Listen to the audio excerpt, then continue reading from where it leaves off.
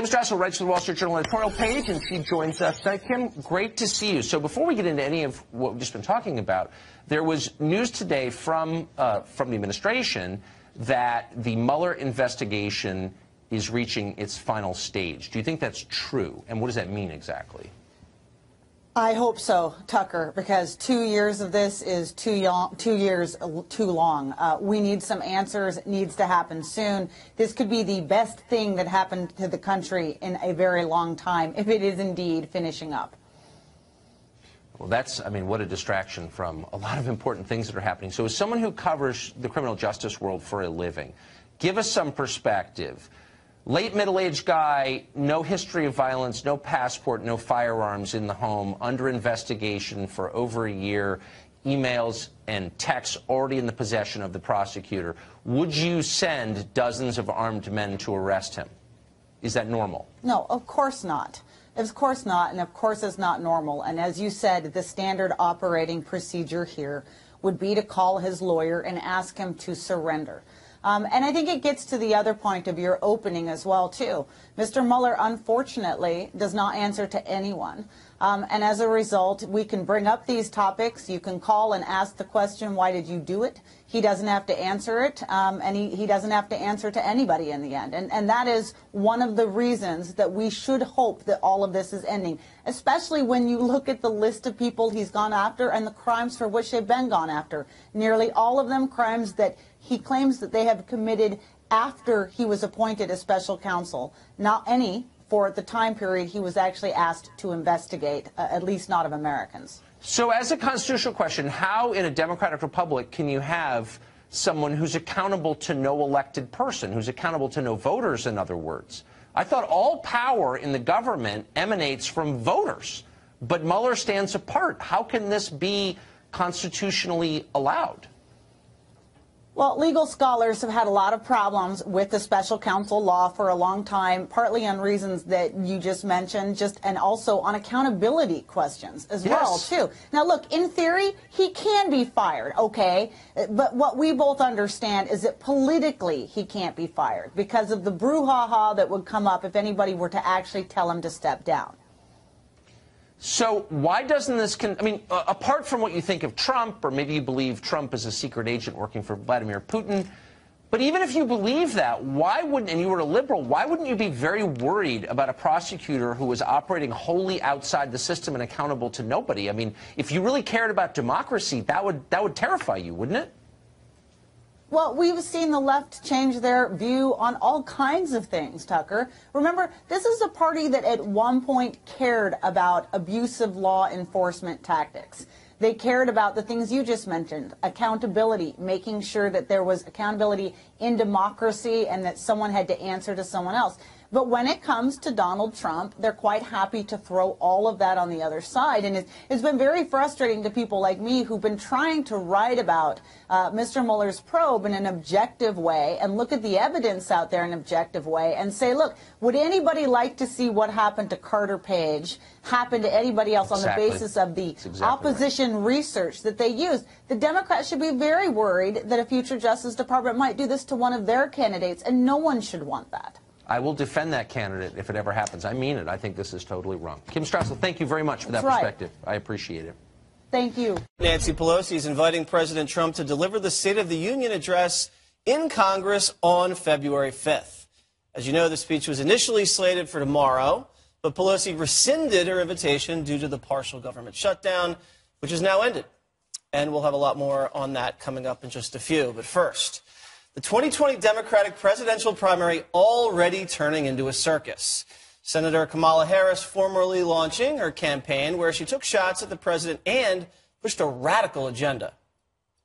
I am running to declare once and for all that health care is a fundamental right, and we will deliver that right with Medicare for all.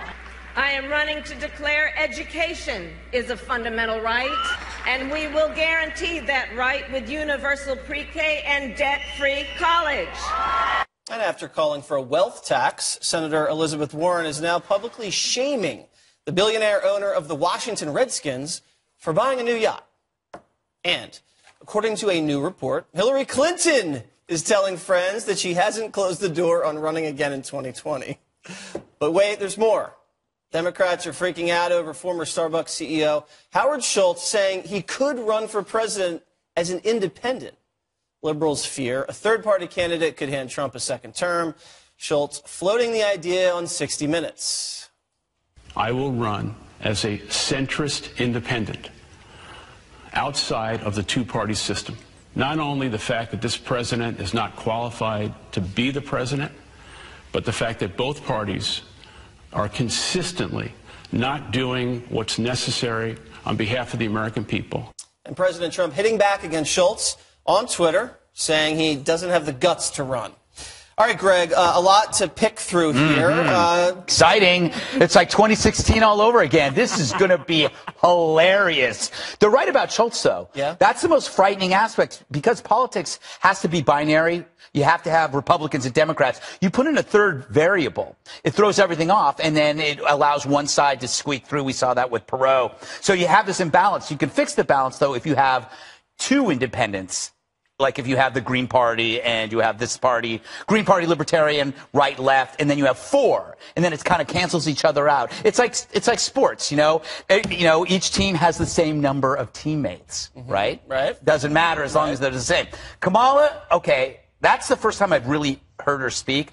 She doesn't have much charisma. You don't think so? I don't think so. And she's like an automaker who can build only half a car. So she has all the promises, all the progressive promises that everybody applauds. If you're naive, you applaud. But she doesn't have the other half of the car. Like, how do you get this thing going? How do you pay for this stuff? And that's most progressives. That's their flaw. They can only build half a car, and it's the easiest car to build. It's the promises. And then if you look at Liz Warren with the yacht. This is a purely adolescent belief. Hey, there's a rich person. Let's take his stuff and sell it. That's not how you do government. That's not how you do how you pay for a government. It's kind of sad that that's how primitive she is. And ironic, the senator going after the owner of the Washington Redskins. I don't think she was aware of that. I don't think she was either. So he says Kamala Harris does not have the charisma to deliver. Do you agree with that? She's got a lot of charisma compared to Gillibrand, I'll say that. That's true. She does. That's not saying much. You know, it's funny when you watch their platforms. Do you remember when Obamacare was like a radical idea? Or like when Obama in 2008 had that Joe the Plumber moment and it was spread the wealth around and we were all like, oh, spread the redistribution of wealth. Now you have on the Democratic side blatant socialists coming out, Medicare for all, free education, free education, the Green New Deal. And it's interesting to me because they want stuff to be free, whether you're talking about education or healthcare, but they don't care about the quality. And the reason that they can't talk about quality is because what makes quality better in these industries is actually the free market, which they actively oppose.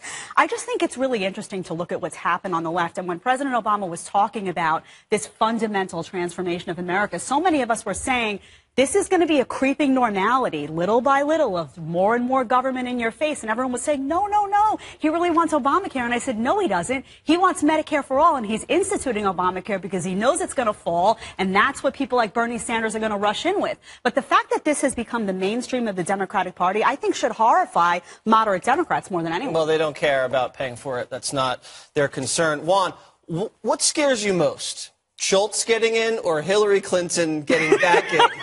Oh, I think it's Schultz. Question. Schultz scares yeah, Really? Because I think that if you divide the opposition, potentially that strengthens then what is really, Trump, we'll talk about this next block, but Trump's poll numbers are not great, even by the best measures. So in terms of who would support him, you also have a shrinking number of people who identify as Republicans. So when you say, oh, Republicans still support Trump overwhelmingly, although it's drifted a little bit, it's a smaller group. But if you take away a percentage of the people who are opposed to Trump to back an independent like Schultz, who has lots of money, that's big trouble. And that's why I think you've seen Michael Bloomberg, the former mayor of New York, say he will not run as an independent.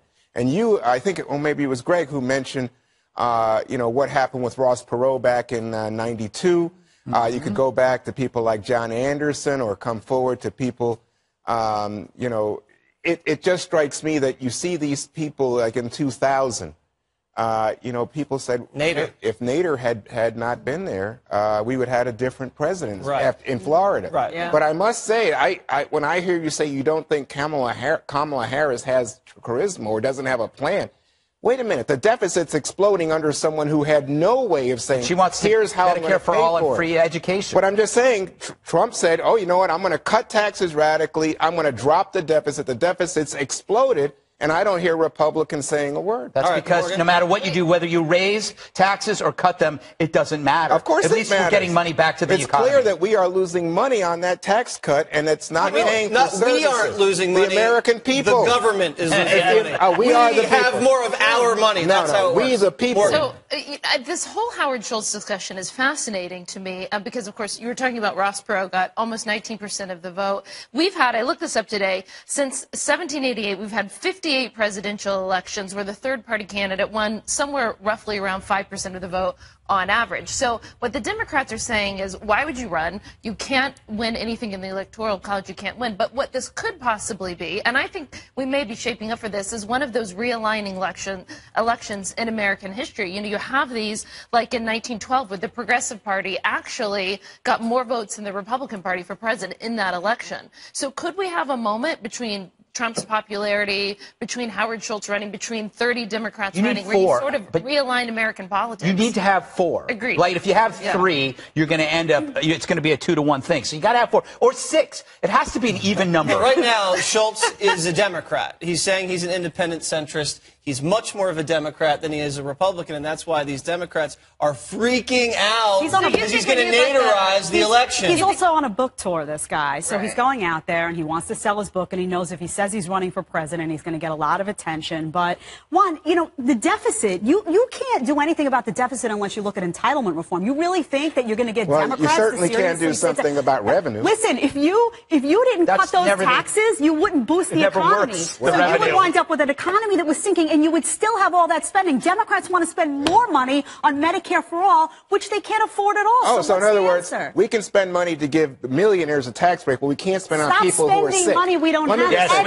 Let's not spend it on people who are sick. We hate sick people. What kind we of Republicans hate sick people. You know what? The free market has done more for the sick than any government. That's why we have people without health care. Look it up. And by the way, that's why diseases have been cured by the free market. By the way, that's why now Obamacare is popular with the American people. One final thought on this. Let's not have a final thought. One final Move thought. on. You know that in fact, Perot got 19% of the vote? Yeah. That's something to remember. I said that earlier.